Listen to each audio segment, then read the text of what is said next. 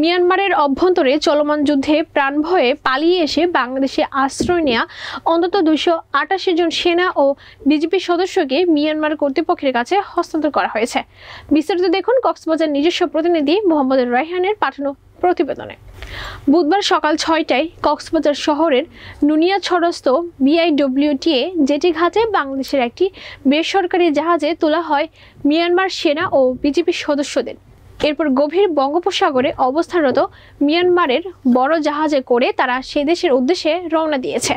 হস্তান্তর প্রক্রিয়ায় সময় বিআইডব্লিউটি এর ঘাটে বাংলাদেশ ও মিয়ানমার সরকারের প্রতিনিধিরা উপস্থিত ছিলেন।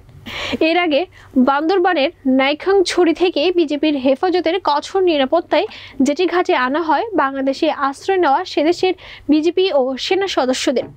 গতকাল একই ঘাটে ফিরেন মিয়ানমারে দীর্ঘদিন কারাবন্দী 173 বাংলাদেশি। প্রসঙ্গত, মিয়ানমারে আরাকান আর্মি ও জান্তা বাহিনীর মধ্যে তুমুল যুদ্ধ চলছে।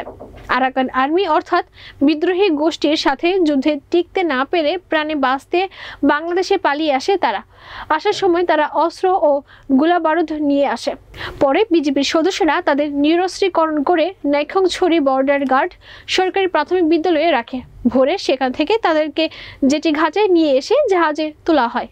পরে সেখান থেকে গভীর সাগরে অবস্থানরত মিয়ানমার কর্তৃপক্ষের জাহাজে তুলে দেয়া হয়।